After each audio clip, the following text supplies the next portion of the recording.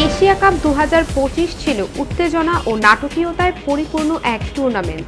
খেলার মাঠে যেমন দেখা গেছে রোমাঞ্চকর লড়াই, তেমনি মাঠের বাইরে তৈরি হয়েছে নানা বিতর্ক। তবে সবকিছুকে ছাপিয়ে ভারত পাকিস্তানের ম্যাচ ঘিরেই ছিল সবচেয়ে বেশি উত্তেজনা ও শৃঙ্খলা ভঙ্গের ঘটনা। আইসিসি ভারতীয় অধিনায়ক সূর্যকুমার যাদব এবং পাকিস্তানি পেসার হারিস রৌফকে করা হয় জরিমানা। এছাড়া পাকিস্তানি ব্যাটার সাহিবজাদা ফারহানকে দেয়া হয় সতর্কবার্তা। সুপার 4-এ ভারত পাকিস্তান ম্যাচ শেষে রাজনৈতিক উত্তেজনার জেরে হাত মেলাননি দুপক্ষ।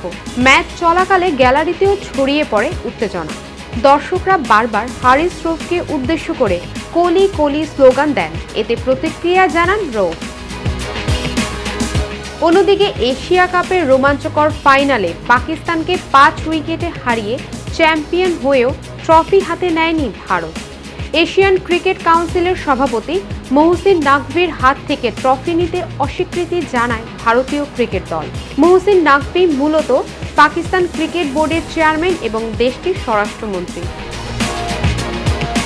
পাকিস্তানের দেয়া 147 রানের লক্ষ্য তাড়া করে 2 বল হাতে রেখে জয় নিশ্চিত করেছে সূর্যকুমার যাদবের দল।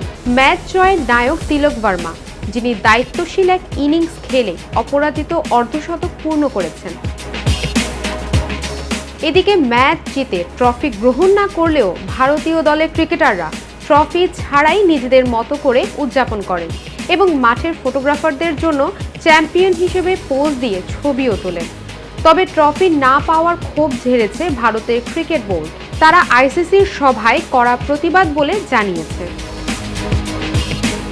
তবে ভারতের ট্রফি না নেয়াকে ভালো চোখে দেখেননি পাকিস্তানের অধিনায়ক সালমান আলী আগা।